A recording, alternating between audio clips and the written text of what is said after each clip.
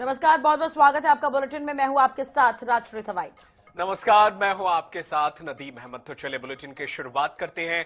छत्तीसगढ़ में विष्णुदेव साय सरकार के 2 वर्ष पूरे होने पर आईएनएच और हरिभूमि ग्रुप कांकेर में जिला संवाद कार्यक्रम आयोजित कर रहा है।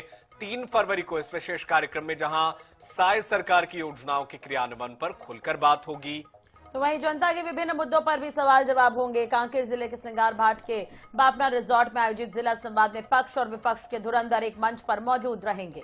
जो आईएनएच और हरिभूमि के प्रधान संपादक डॉक्टर हिमांशु द्विवेदी के तीखे सवालों का जवाब देंगे।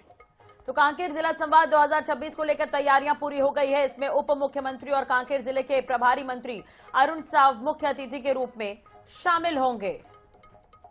उनके साथ अंतागढ़ विधायक विक्रम उसेंडी, कांकेर विधायक आशाराम नेताम, भानु प्रताप, पूर्व विधायक सावित्री मनोज मंडावी और एआईसीसी सचिव राजेश तिवारी भी मौजूद रहेंगे। इसके साथ ही कलेक्टर कांकेर नीलेश कुमार महादेव क्षीर सागर और पुलिस अधीक्षक निखिल राखेचा भी कार्यक्रम में शामिल होने के लिए पहुंचेंगे।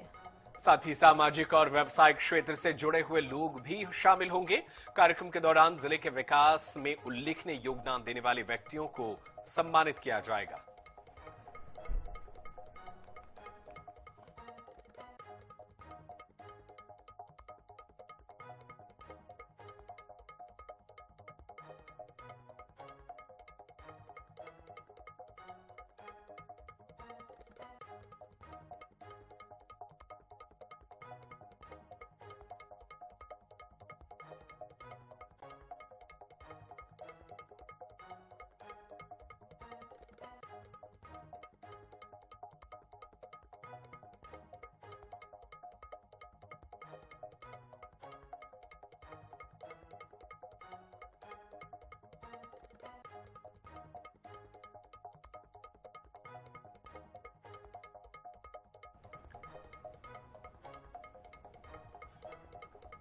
चलिए अब इसी खबर पर ज्यादा जानकारी के लिए बात कर लेते हैं। हमारे साथ गौरव श्रीवास्तव लगातार जुड़े हुए अपडेट भी दे रहे हैं तैयारियों को लेकर।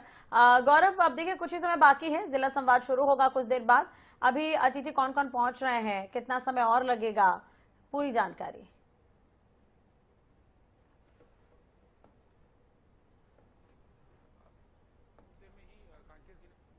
प्रधान संपादक डॉक्टर हिमांशु द्विवेदी जी भी कांकेर पहुंच चुके हैं। अब कुछ ही देर में जो अतिथिगण हैं उनका भी आगमन शुरू हो जाएगा। जो शहरवासी हैं उनका भी यहाँ पहुंचना शुरू हो चुका है, क्योंकि एक बहुत अच्छा अवसर है शहरवासियों के पास कि आईएनएच हरिभूमि ग्रुप के माध्यम से वो चाहे प्रशासनिक अधिकारी हों चाहे जनप्रतिनिधि हों, सभी से सीधा सवाल पूछ सकेंगे। और जो पिछले 2 साल में छत्तीसगढ़ के साथ साथ कांकेर में जो विकास के दावे किए गए हैं, उन तमाम दावों को लेकर आज जो जनप्रतिनिधि है वो सामने होंगे प्रधान संपादक डॉक्टर हिमांशु द्विवेदी के, और उनके तीखे सवालों के वो क्या जवाब देते हैं ये आपसे इतने लायक चीज होगी। जी तो आपसे मैं ये रिक्वेस्ट करूंगी कि मंच और आसपास की तस्वीरें आप दिखा पाए तो, कि क्या कुछ है और किस तरह का आयोजन ये हो रहा है। जी बिल्कुल, जैसे कि आप मेरे पीछे देख सकते हैं कि किस तरीके से ये मंच पूरी तरीके से सज कर तैयार है। साथ ही जो बैठने की व्यवस्था यहाँ पर की गई है उसमें भी अब लोग धीरे धीरे जुटने लगे हैं, क्योंकि एक काफी काफी बड़ा मंच आज यहाँ के लोगों को मिलने जा रहा है। सीधे संवाद का अवसर आज हरिभूमि आईएनएच ग्रुप ने उन्हें दिया है, तो निश्चित तौर पर ये काफी बड़ा दिन है और एक अच्छा कार्यक्रम यहाँ पर होगा। तीखे सवाल भी होंगे, जनता के सवाल होंगे, प्रधान संपादक जी के सवाल होंगे, तमाम आज यहाँ पर सत्ता पक्ष के लोग देंगे। साथ ही विपक्ष के भी जो सवाल हैं उनके भी जवाब उन्हें आज यहाँ पर देने होंगे। जी बिल्कुल, तो तमाम सवालों के आज जवाब देने होंगे। बहुत शुक्रिया गौरव श्रीवास्तव, तमाम जानकारी के लिए। आप नजरें बनाए रखिएगा, आगे भी हम लौटते रहेंगे और तमाम ये तस्वीरें जब कांकेर से लाइव होंगी तो हम अपने दर्शकों तक पहुंचाते रहेंगे। तो ये तस्वीरें कांकेर की है जहां पर तैयारियां जो है पूरी हो चुकी है। अब से कुछ देर के बाद यहां पर कार्यक्रम शुरू होंगे और जनता के सवालों का जवाब देते नजर आएंगे जनप्रतिनिधि। राजधानी रायपुर में चाकूबाजी, हत्या और बढ़ती आपराधिक घटनाओं को लेकर कांग्रेस के प्रतिनिधि मंडल ने रायपुर पुलिस कमिश्नर से मुलाकात की। कांग्रेस प्रतिनिधि मंडल ने शहर के कानून व्यवस्था और ट्रैफिक अव्यवस्था को लेकर ज्ञापन सौंपा। नेताओं का कहना है कि राजधानी में ट्रैफिक जाम और चालानी कार्रवाई से जनता परेशान है। शहर और ग्रामीण क्षेत्रों में हत्या, लूट और चोरी की घटनाएं बढ़ती जा रही हैं। प्रतिनिधि मंडल ने बदमाशों पर सख्त कार्रवाई की मांग की है। राजधानी रायपुर में कमिश्नरेट प्रणाली लागू होने के बाद लगातार कांग्रेस जो है बढ़ते अपराध को लेकर के अलग अलग थानों का घेराव कर रही थी और उसके बाद आज कमिश्नर से मुलाकात की है। रायपुर कमिश्नर से हमारे साथ जिला अध्यक्ष है, आज मुलाकात की आप लोगों ने और लगातार थानों का भी आप लोग घेराव कर रहे हैं। देखिए, हम लोग लगातार थानों का घेराव इसलिए कर रहे हैं कि शहर की कानून व्यवस्था पिछले 2 साल में बहुत ज्यादा बिगड़ गई है। लगातार लूट, हत्या, बलात्कार, चोरी, डकैती से लेकर हर प्रकार का क्राइम जो महानगर में होता है वो रायपुर में होने लग गया है। इन्हीं सब बातों को देखकर ही हम लोगों को थानों का घेराव करना पड़ा है। और आज चूंकि आयुक्त प्रणाली शुरू हुई है रायपुर में, हम लोगों ने नए आयुक्त जो रायपुर के खुद के निवासी रहे हैं, यहीं की पैदाइशी, यहीं के कॉलेज में पढ़ाई किए हैं, उनसे मिलकर उनको कर्तव्यों के साथ साथ उनको हम लोगों ने सामाजिक रूप से उनसे यही बात की है कि वो रायपुर के ही नागरिक हैं। कम से कम रायपुर के अंदर में लोग शांतिपूर्ण ढंग से रह सके, अपराधों से मुक्त रायपुर बन सके और कैसे लोग आराम से निकल सके, माताएं बहनें निकल सके, इन बातों को लेकर उनसे चर्चा की है। यातायात सुरक्षा समिति जो होती है उसकी प्रॉपर बैठक लेकर के नगर निगम के लोगों को बुलाएं और भी लोगों को, बहुत सारी ऐसी जगह है जहां पार्किंग के लिए प्राइवेट आदमी अपनी जगह को देना चाहता है लेकिन उसको अप्रोच कौन करे, तो ऐसी जगह है। लेकिन मुख्यतः जिस बातों को लेकर उनका ध्यान आकृष्ट किया गया, जैसे बस स्टैंड एक अड्डा है जहां उड़ीसा से नशा का जो कारोबार है वो यहाँ बस स्टैंड के माध्यम से फिर वो महाराष्ट्र और आंध्र प्रदेश चला जाता है। तो उस पर प्रॉपर बस स्टैंड में अगर निगरानी हो जाए तो आधे से ज़्यादा नशे के कारोबारी वहीं पकड़ में आ जाएंगे। दूसरी बात हम लोगों ने कही कि चंगोरा भाटा जैसे क्षेत्र है जहां हर त्योहार में मर्डर होता है, तो इन जगहों को चिन्हांकित करके बीएसयूपी कॉलोनी हो गई, टिकरापारा का सघन क्षेत्र हो गया।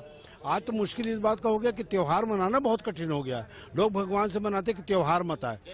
तो हम लोगों ने जो लोगों ने मिलकर बीड़ा उठाया है और हम श्री कुमार मेनन जी के नेतृत्व में ये नशा बंद हो, इसके लिए भी हम लोग जगह जगह पर अभियान शुरू कर रहे हैं ताकि पुलिस को भी इसमें मदद हो सके। राजधानी रायपुर में लगातार आपराधिक घटनाओं को देखते हुए आज कांग्रेस के प्रतिनिधिमंडल ने कमिश्नर ऑफ पुलिस से शिकायत की है और कहीं ना कहीं ये आग्रह किया है कि जिस प्रकार से लगातार घटनाएं हो रही हैं इसको लेकर के कहीं ना कहीं कानून व्यवस्था को सख्त किया जाए। कैमरा पर्सन इकराम कुरैशी के साथ मोहम्मद सैन, NS24/7 रायपुर।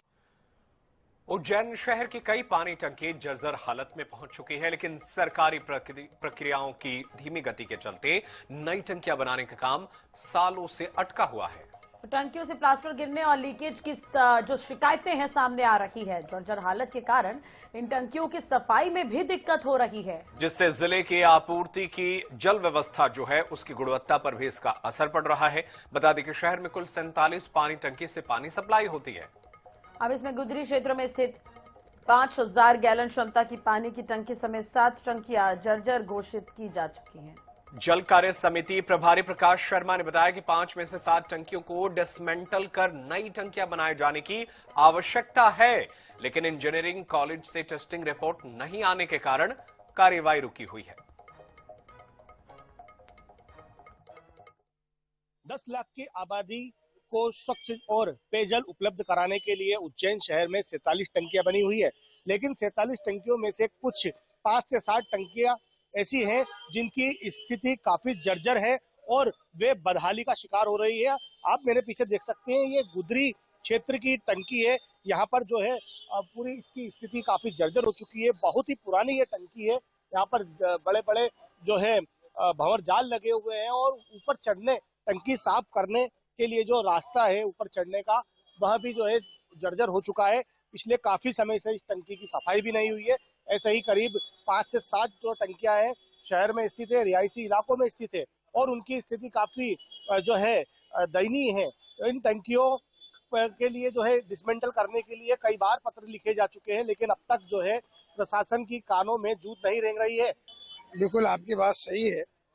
तो शहर के अंदर 47 टंकियां हमारे पास है जिससे नियमित जल प्रदाय होता है और हमारे जो है ये गुदरी टंकी, पटेल नगर टंकी, छत्तीसगढ़ टंकी, ऐसी वर्षों पुरानी टंकियां हैं जिनको हमको चेंज करना है। इसके लिए विभाग के द्वारा कार्रवाई की गई है। हरियाखेड़ी, इसके अंदर हम 19 टंकियां शहर में बनाने वाले हैं। तो न टंकी का कोई अभाव है, न कोई राशि का अभाव है, अभाव है प्रोसेस का। प्रोसेस को हम 1.5 साल 2 साल हो गए आज इन टंकियों को डिसमेंटल करने के लिए हम दे चुके हैं, लेकिन इंजीनियरिंग कॉलेज की रिपोर्ट वो सर्वे करती है, सर्वे करके अपनी रिपोर्ट देती है। रिपोर्ट के बाद ही हम अगली कोई कार्रवाई कर सकते हैं। बगैर इंजीनियरिंग कॉलेज की रिपोर्ट के हम कोई डिस्मेंटल टंकी का काम नहीं कर सकते।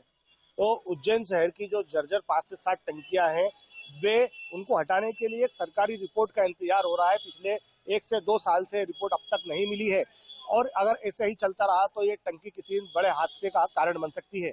उज्जैन से INH न्यूज के लिए राहुल यादव। इंदौर के रावजी बाजार थाना क्षेत्र से एक सनसनीखेज मामला सामने आया है, जहां एक रैपिडो बाइक चालक ने इंसानियत को शर्मसार कर दिया। तो खरीदारी के लिए राजवाड़ा जाने के लिए बुक की गई रैपिडो के चालक ने नाबालिग लड़की को झांसा देकर उसके साथ रेप किया है। पीड़िता की शिकायत पर पुलिस ने आरोपी को गिरफ्तार कर लिया है। तो पीड़िता ने मोबाइल एप्लीकेशन के जरिए राजवाड़ा जाने के लिए रैपिडो बाइक बुक की थी। राजवाड़ा पहुंचने के बाद आरोपी ने पीड़िता को झांसा दिया। उसने झांसा दिया कि वह उसे बेहद सस्ते दामों में अच्छे कपड़े दिला देगा। नाबालिग उसकी बातों में आ गई। इसके बाद आरोपी उसे परदेसीपुरा क्षेत्र में स्थित अपने कमरे पर ले गया। वहां आरोपी ने दरिंदगी दिखाते हुए नाबालिग के साथ दुष्कर्म किया।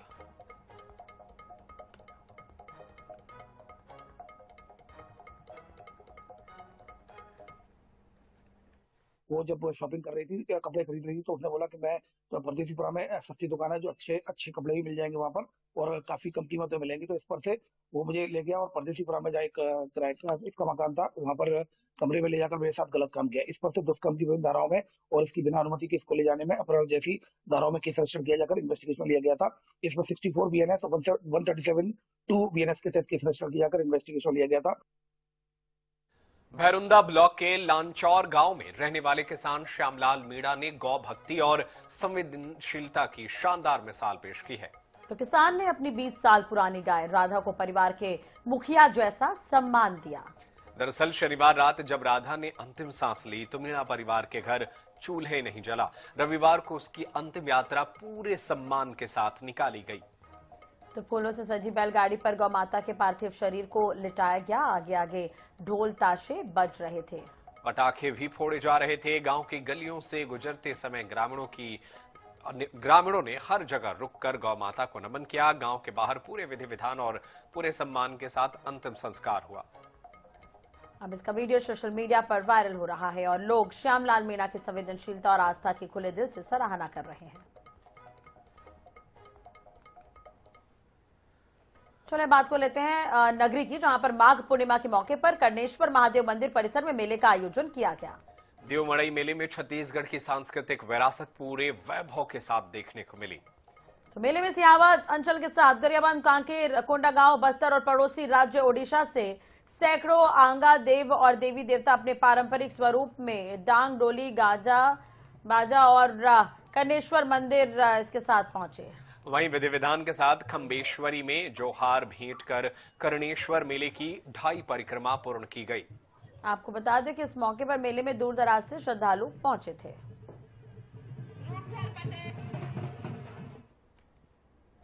चलिए इसी के साथ ही फिलहाल इस बुलेटिन में इतना ही। देश दुनिया की खबरें जारी है, आप देखते रहे INH 24/7। नमस्कार।